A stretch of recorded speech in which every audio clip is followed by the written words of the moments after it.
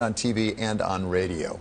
Now I want to turn to Barry Diller. As I said, a remarkable career. I mean, you ran programming at a tender age for ABC. You ran Paramount. You created the Fox. I'm now at a really tender age. You created the Fox channel, which everybody thought couldn't be done. Created a new broadcast channel, and now, of course, you're chair of IAC, as well as Expedia. Talking about the Fed for just a moment, you have, your businesses reach into consumers. Yes. Both Expedia and IAC. True. What are you learning about consumers in the United States and globally that the Fed should listen to? I don't know that the Fed should, certainly, I mean, of all the people, not me, but nevertheless, what we're seeing in the U.S., both at Expedia and IAC, in other words, our transaction, our advertising businesses, are all doing well. Some are doing really well, none are doing badly. Outside the U.S., we see, in terms of travel, there's some weakness in Western Europe, certainly in the places that have been like, travel in Paris is not back, but it will be. If there's life, there's travel, so that'll come back. But I don't see anything in any single sector that we look at that you would say is troublesome. And with the exception of market participants who are going to weigh every breath, every hint, every word out of Janet Yellen's mouth, do you actually pay attention to this? I paid more attention this morning than I think I have all year. Boom! See, right there. When you think about Janet Yellen's job and who's focused on it, it's traders. It's not business leaders. It's not America. I would hope not. They're wasting their time. Things are doing well, but is the slope continuing the same, or is it tapering off, the growth, for you? No. Actually, growth is not tapering off. Certainly, it's not tapering off there's no indus where it is tapering off. There are, look, there are bumps and grinds and hits and things get thrown at you from this or that. But if you just took a through line through it all, there's really no worries. If you think about it in terms of trading, I don't mean this noise of trading. I mean trading, sales, costs, etc. Well, bumps and grinds takes us to Tinder and the reorg of your business. Get that right there? Get that connection? Can we talk about your business, though, and where you've seen it overall and the changes you've made? You like that joke there, bump, grind, Tinder. Yes. You got it. Yes. Yeah. Good third time is not necessary. Yeah, exactly. Still not funny, Stephanie. That's right. But why did you make the restructure of IAC I'm talking about now? Which restructuring was that? Well, when you grouped it into four basic groups. That was just announced within the last 2 days. Yeah, look, we have been restructuring this company for 20 years, which is what you do with companies. So, you pass through these evolutions, and we spun off one of our biggest businesses, Match.com, into a separate company. That necessitated us reorganizing what remains into something that, the reason essentially that you do this, or at least that I want this to be done in companies, is not for external purposes. It's not for how you show it to the world. It's for how you function internally, how you manage. And so continuing to streamline that makes sense. Jack Welch just put out a piece on LinkedIn saying micromanaging is underestimated. You have to keep tweaking your business and looking close. I don't think I have not got that as an accusation in my life for not micromanaging. So. That's fair. But there are so many CEOs out there who one of the reasons, I don't really do it anymore. But they're under activist attack is unless because I get interested. Unless you get interested. But CEOs are under attack from activists because activists are saying you're sitting on cash doing nothing. Well, the whole issue of sitting on cash, we are certainly all very cash flush. I mean, cash is not the issue. The issue, of course, is opportunity. And at some point, you got to get it down. I mean, you can't have it sit there forever. Or give it back to the shareholders. It can't just sit there. It can't just sit there. But talk about your four groups. Where do you see? Yes. Which one? Match.com. Well, Match.com, as you say, you spun off. You still own majority interest. Yeah, we own IAC does. 85% of it. 85% of it. But where do you see going out the next 3 years to 5 years the greatest growth? What are you hoping for? Well, I must say, I don't. The 3 to 5 year is just a kind of. There'd be just a bimbo answer. I have no idea. If you say, what am I really interested in? I'm interested in our home services in Home Advisor, because I think what we're doing is actually, it's kind of through tech, we are now being able to organize the most unorganizable part of the internet, which is local services. Which is, how do you get people to come, and when do they come and fix this and do that, Clean and all your the things you chimney need, and do the plumbing. all the surfaces that you need. And figuring that out, which has taken Home Advisor, it's taken them 10 years. It's not a young company, but it's taken them that long to close the circle, to be able to actually, on a smartphone, say, what do you want, and have it basically delivered to you efficiently. Excuse me. I like that business a lot. How do you not only capture the attention, which you've done, but the loyalty of fickle consumers? I look at Tinder, which is hot, hot, hot right now, at a time when barriers of entry are low. How do you keep those consumers, those customers, loyal to those businesses? I can only tell you Match.com, which is somewhat the father, mother, whatever, progenitor, has been around for 15 years. 15? Yes. And the brand is rock strong. So, you know, loyalty, it's just so obvious. You know, you earn loyalty. By the way, loyalty is fairly thin. To whatever extent you can actually get loyalty, unless you have a direct relationship with somebody and you serve them and they kind of like that, you have none. And even then, it's gone tomorrow. How much churn is there in something like Match.com, and therefore how much do you have to spend in marketing to keep attracting? Is that right? Of course, yes. The interesting thing about Match is people go off Match because they found somebody to be with, and then, conditions being what they are, that turns to tears in like months or whatever, and they come back. So we have constantly people leaving Tinder and coming back to Tinder, depending upon their conditions. Vimeo seems like the kind of business you'd have to keep pouring money into at a time when companies like Netflix and more content creators... That's not what Vimeo does. I mean, Vimeo is not a competitor to Netflix. I don't know that anybody actually is a competitor to Netflix or is going to be. So in terms of subscription, general entertainment, subscription video, it's Netflix's, it's more than likely no one else's, in big terms, so worldwide. So that's not what Vimeo is. A platform. Vimeo is a platform for people who are professionally shooting video, people who want to distribute video themselves. It's a platform to get that out in the cleanest, most high quality way. People go to Vimeo as against YouTube, which is a grab bag of cats peeing. But Vimeo it has no advertising, total quality, and that's why it's got 200 million people coursing through it every month. So it's not a competitor to Netflix.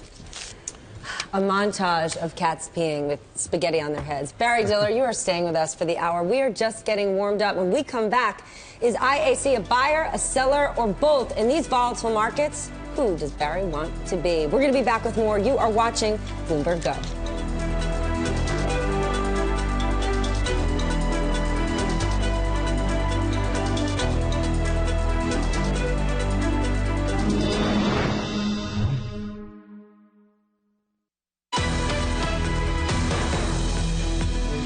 Welcome back. You are watching Bloomberg Go. Lucky us, we are back with IAC Chairman Barry Diller.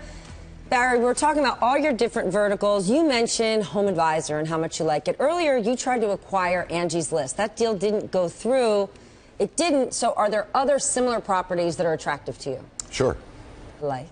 You must be joking. But why? Why is this a right time for M&A? And especially given the volatile markets, more attractive because things are only getting cheaper. That's good. I think that'll continue for a while. But look, for us, we think we're definitely the leaders in that market in terms of any industry you like, and so we want to go as fast as we can to consolidate as much as we can. It's possible that big players, Amazon, et cetera, is saying they're getting into these kinds of services. A few others. It's harder than I think most people think, so I think that's a bit of a moat. But if there are companies out there that do somewhat similar things of some scale, we're interested, and we think it'd be more efficient Then you must be thrilled to see these startup tech companies, their valuations finally getting slashed. Yeah, I don't know how much, quote, slashed. First of all, they were so unrealistic. Because it was stuff made up in a room. You know, it's very easy to say my company's worth $12 billion. But the thing is, it's not exactly because essentially somebody's actually truly buying and selling it at that level. What you're doing is essentially you're buying or you're getting dilution. In other words, if I have a company and I'm willing to sell you 10% of it, I can say that 10% makes my valuation at $4, $6, $27 billion. If you're willing to do it on the theory that someday won't matter to you because there's no liquidity. You don't have to get there. So it's all made up in a room. So it's all false. So it's, people and buyers and sellers up until a point, this point has, I think, almost come, have said it really doesn't matter that much. We just want in. So it doesn't matter what price we have to pay. That's crazy. You have built more than one incredible business largely through acquisitions, relying on it. So take us through your discipline of acquiring. You can take Angie's List or something else. What are you looking at? Is it top line growth? Obviously, it's things you're interested in, as you say. Top line growth? Is it cost savings? What are the things you look at to say that's a good deal, that's a bad deal? Well, first of all, the first interest is not deal related. I mean, it's not, I don't care about the deal. What I care about is it a good idea? And if it's a good idea, is it practical for us? Do we make sense in that good idea? Could we, if it's an area we don't know anything about, can we learn it? Or is it, advanced physics? So once we get to the point where we say, and to me, everything boils down to, is it a good idea? Because somehow, and that can't be too educated. The more education you bring to it, the less your instinct. That's a problem Janet Yellen has. But then help us understand how you distill what a good idea is. To walk away from legacy media that you dominated because you said digital, that makes sense. I'm guessing 10 years ago you didn't say, dating websites, they're going to be the next best thing. How do you understand? Of course I did. You did? Yes, and it was not 10. It was, I think we bought Match. Match was a tiny little thing in Dallas when we bought it for nothing. And it was more than 10, 15, I think, maybe. Anyway, the thing is, I thought, what a great idea. And today, what do you think is a great idea? Please. I mean, I think that a lot of the things that our company is doing have inside of them really good ideas. I know Vimeo's already a good idea. In other words, things are at different stages of their development, but it does come down, with everything, it comes down to how you hear. What does instinct tell you? Because anybody can look at a series of figures, anybody can look at a ton of data.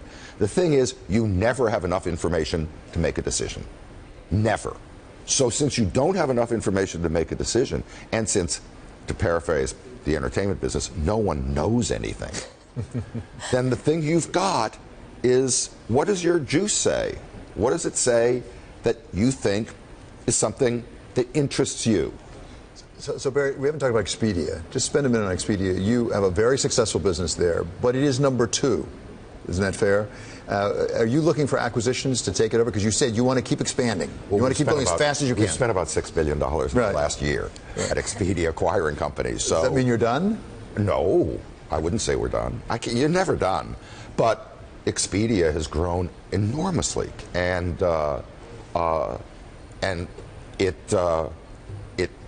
it's travel through technology. And when you think about that, that was a great idea. It's a big idea.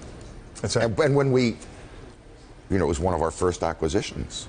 And when we did it, again, we did it on September 11th, essentially. Wow. 2001? How much does the success, the explosion of Airbnb affect Expedia? Not that much. I mean, we just bought HomeAway, which is Airbnb's competitor. And Airbnb's done a great job. It'll continue to grow, I think, for sure. But that whole kind of shared economy market, whether it's what HomeAway does is actually more houses, vacation rentals, and things like that. But that area is going to continue, but it's also fine. I do not think it really hurts hotels, as we know them, hotels. Hotels will hurt hotels, not Airbnb, meaning hotels go in cycles, and they're now at I think, a cycle where, you know, they've been increasing supply, and that'll come to its own area of some tears. Okay, we're delighted, Stephanie, that we're going to have Barry Diller here with us for the entire hour. He saw the future, as Stephanie said, of digital, and he left traditional media decades ago. We're going to get his take on some of the biggest public companies in media today. That's going to be coming up next on Bloomberg Go.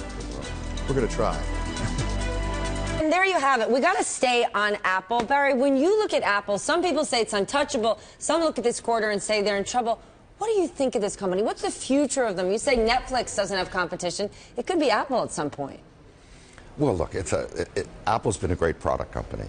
The thing, though, is that the iPhone, which is a great device, there is a finite number of them that people, I mean, yes, they'll replace and whatever, but it has to slow. I mean, why wouldn't it at some point? It can't, nothing, as they say, grows to the skies.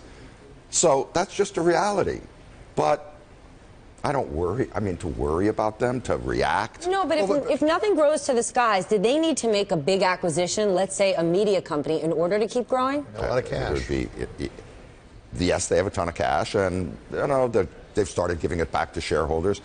The thing is that to buy a media company or to buy, to make some big acquisition, they're a hard product company. Yes, they have services, iTunes, etc. But I don't know. I'd be really skeptical. Okay, that would not their drop in momentary sales, but if they went off and did something out of field that looked at all like desperation or like, oh my God, we don't believe in our ability to come up with new products, I would then worry. Why is that desperation? M&A is the name of the game for a lot of companies. Well, it's the name of the game. It's the name. It's a game with a bad name if you do it for, so to speak, acquisitionness. Okay, let's talk about a different kind of desperation, and that's spelled Yahoo. Yahoo. Yeah. That seems to be under a lot of stress. Would you buy Yahoo at this point? No. Why not? I don't know. You know, well, do I think there's value in Yahoo? For sure I do. Actually, it kind of lines up with some of our businesses. Yes. But the thing is, it's had a 10-year rough ride. Now, it is not laying, so to speak, in my opinion, for dead. It's just the amount of tear, wear, strife, and sturm you'd have to go through is just not worth a candle unless, essentially, you got it at such a discounted price. So if that happened, sure. If you woke up tomorrow and you were the CEO of Yahoo, what would you do? Oh, don't ask me that. I don't want to do that about CEOs. It's not. No. But can they stand alone? Oh, sure. They can. They have a business. They have 500 million people or so coursing through their system. If you can't make a business out of that, something's really wrong. Okay, well then that takes me to Twitter when I think about all the people coursing through tweets all day and they can't find their groove. That's not true. It's not that they can't find it. It is that they're starting to get revenue from it. They do have revenue. They are a going business. They might be, I don't know what the valuation is. I don't pay attention to valuation. So because they're made up in a room. Well, no, in Twitter's case, they are made up by a market. But I don't follow it. So, what they have to do, and they are doing, is making the product easier for normal people to use, because it's not that easy if you're not an aficionado. But is their biggest problem growth in subscribers, or users, or is it revenue per subscriber? Oh no, I think you have to continue. Look, they are not at the point Facebook is at, to say the least, which is Facebook has enough subscribers. Facebook has enough viewers to last them probably the century. Yeah. But that's not true for Twitter. They have to grow users. They have lost half their market value. Yeah, well, so investors are telling us something. Well, what do investors know? Investors are looking at the past. So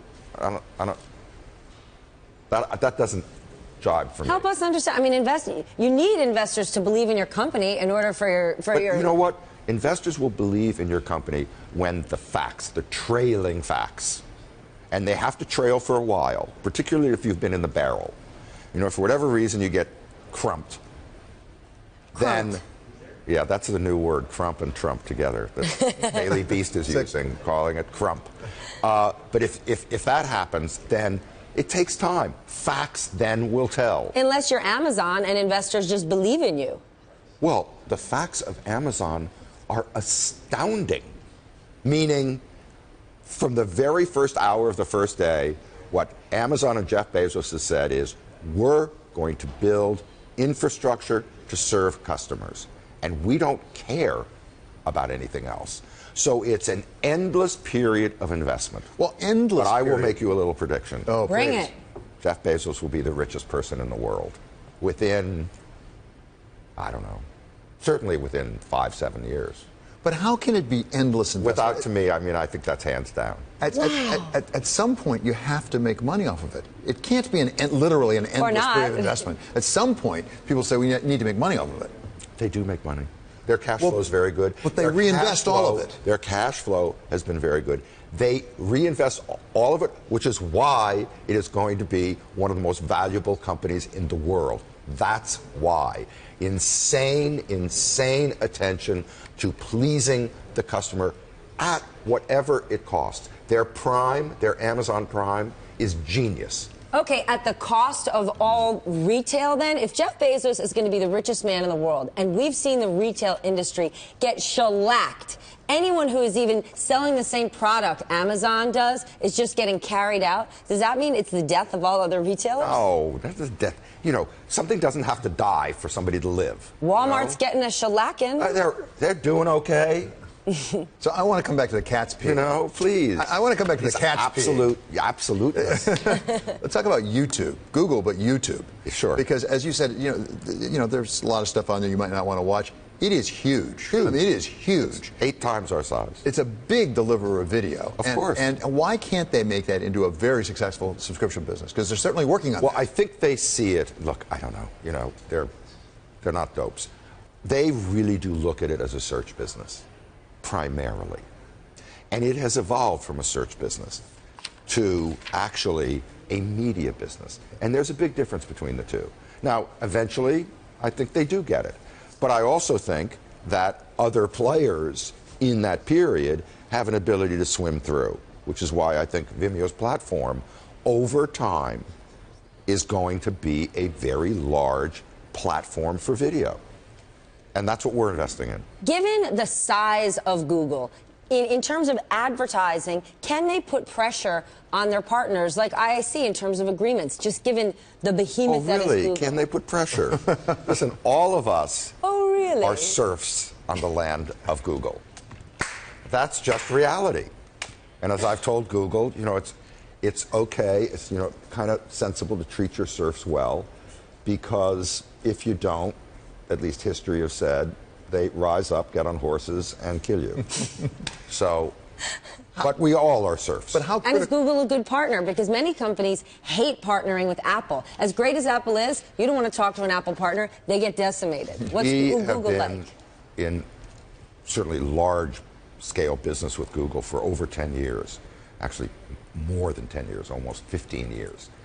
And, you know, Google, we essentially, between Expedia and IAC, we pay Google probably about $1.5 billion a year, and we receive from Google, because of our own advertising services inside IAC, about $1.5 billion a year, and that's been constant. They are a very good partner. They are, because of their position, because they do have the market. They are, of course, the leverage is theirs.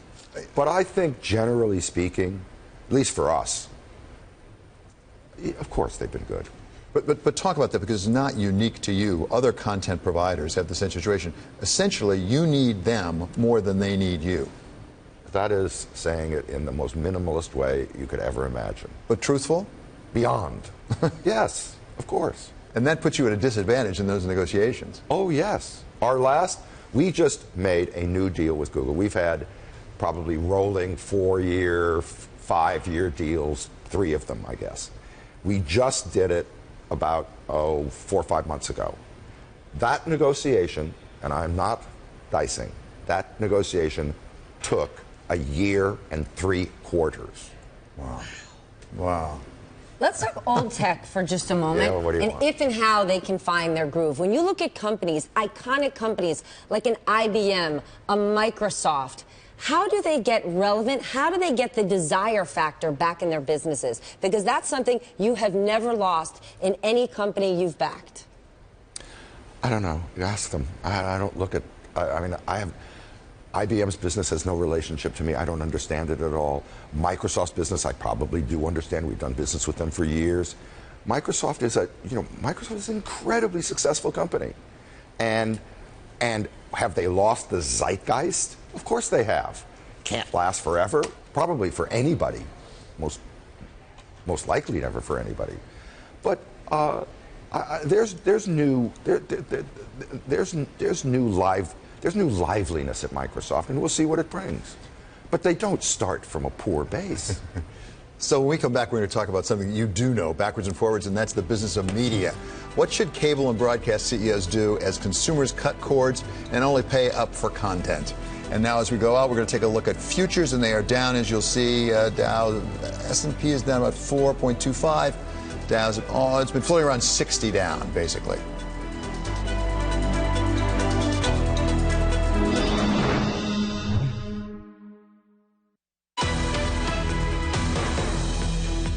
Welcome back to Bloomberg Go. Barry Diller of IAC is our guest for this hour. Barry, you say you don't watch network television, but you know this business awfully well, and it's going through traumatic changes. I mean, as you look at particularly basic cable and the over-the-top phenomenon, cord shaving, what is the future for the broadcast networks and, for that matter, the cable networks? Creative destruction.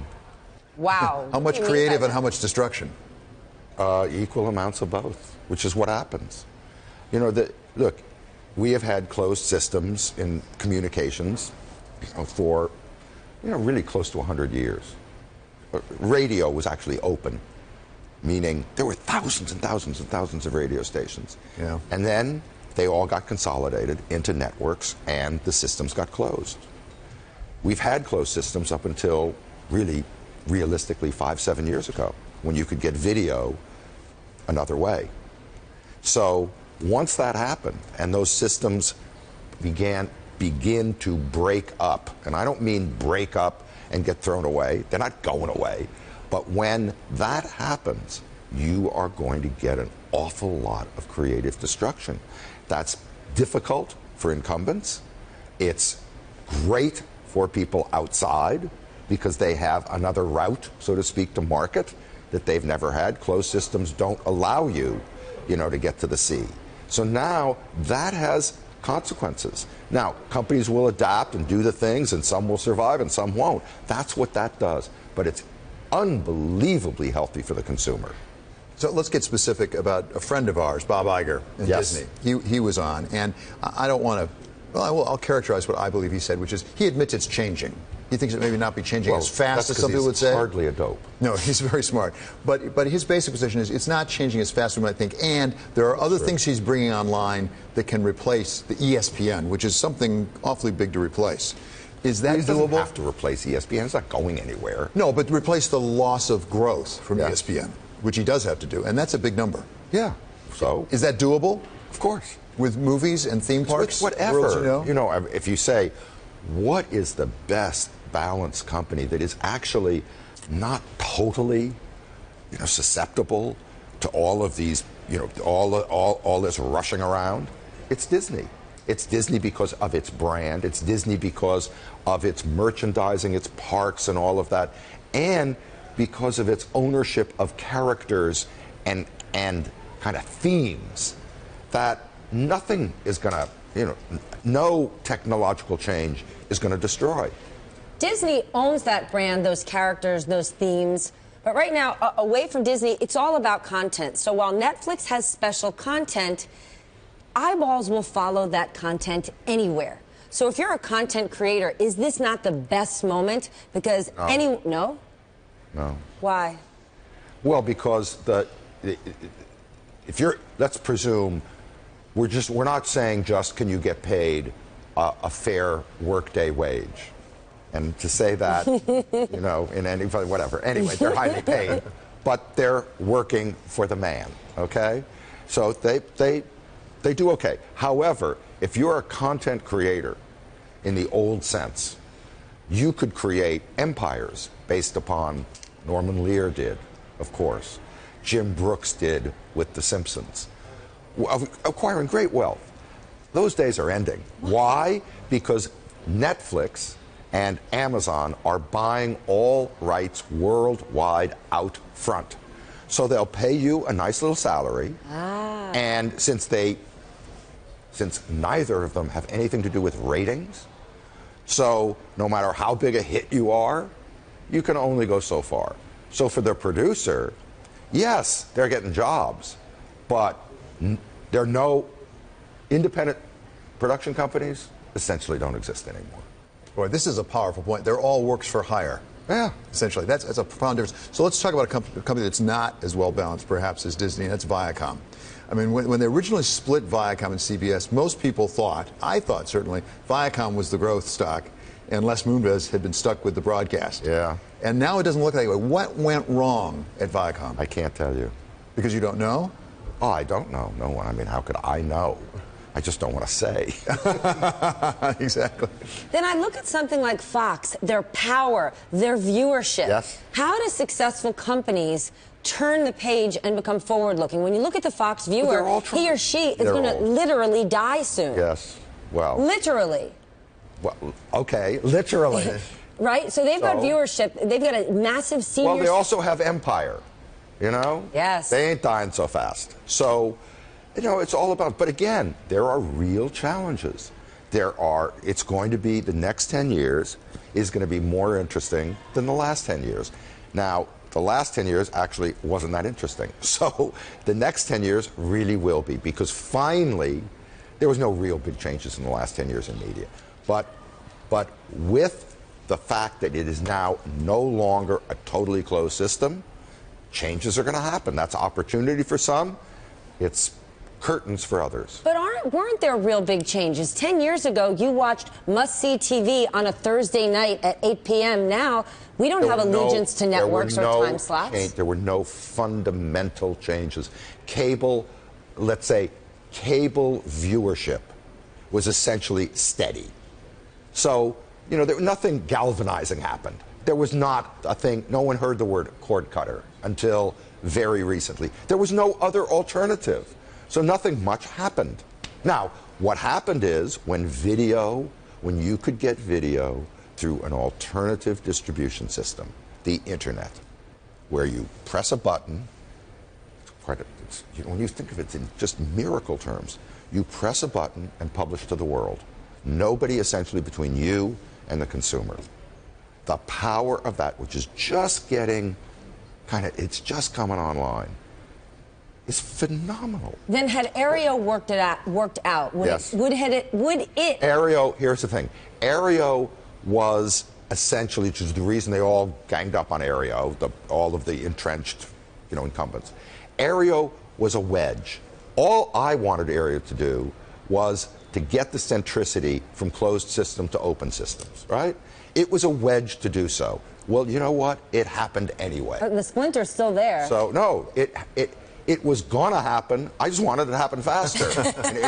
and Aereo could do that because I thought it would change the centricity, and that's what I was after, which is to get it open. I think open is better than closed, unless you own closed and nobody can get it open. Then it's nice if you own it. So what I want to know is... That doesn't last forever. No, you don't want to own it. It's short-sighted. Then you're just really rich. You came out of the more traditional media business, which grew up to be bigger and bigger and bigger, more successful businesses. Yeah. As you look forward, can any of those businesses, any of them, Disney, Discovery, Time Warner, anyway, can they make that shift over to the digital world, or have they basically lost to the Netflixes and the Amazons who are already there and over the top? No, of course they can. They can. Sure they can. But they're going to have to, it isn't going to be as neat and ordered a game as it was. It's just not going to be. Should they be selling their content to Netflix? Well, that's a whole other thing. Well, it is. Yeah, if I were them, yes, it like HBO started the same way. It may be too late. It may not matter anymore. Why? Well, because Netflix now has the ability to produce their own, and that's what they're doing. And they are degrading. They're actually getting out of buying legacy programming, most legacy programming. Why wouldn't they? So, I don't know if I'd stop selling. I would do whatever's economic. The game is gone. But Netflix doesn't need the traditional companies the way they did 5 years ago. Well, they built their business on them. Yes. It's the same thing of HBO. HBO existed with broadcast. HBO existed essentially to run movies that the movie companies all got money from. And that's how HBO began. Now, they don't care about movies. Well, they do care about content. They care about the best content because they can buy it. So they don't need to borrow it. We cannot let you go without asking about Donald Trump. And the huckster. The huckster. I never knew that Someone word until you know. And you have a candidate in this race as well. Well, I haven't spoken to Donald Trump in 30 years, and I would literally cross the street. 5 years ago, I would cross the street to avoid him. However, other than that, though, Mr. Lincoln. No, but I would say that I really do believe May, June, July, to paraphrase Gerald Ford, our long national nightmare will be over. What if it's not? Oh. If you'd cross the street to avoid him, it is. There's no way he becomes the president. None, zero. He's awfully popular. Okay. He won't be in the general. I don't even think we'll get there. And why is Hillary, whom you have supported, I have. Why is she in the running with Bernie Sanders? Nothing against Mr. Sanders, but this is not a plausible presidential candidate in most races. Why? Well, because look, what he has tapped. First of all, I think what he's doing is healthy. I mean, I don't think it's realistic, completely realistic that you could actually. By the way, it is realistic if you had a real revolution. In other words, if you actually said, "I'll take this and I'm going to control both houses of Congress," that's a revolution. I think he doesn't get anywhere near there. So right now, though, it's a wonderfully, enveloping cry about inequality. Barry, we got to leave it there. Thank you so much. Barry Diller, before he started a media revolution, look at his high school picture. I got to show it before I leave. Now, where'd you when get we come back, Carson Block. Where's the picture We'll show of it in the Barry? next hour. We'll bring it back in the next hour.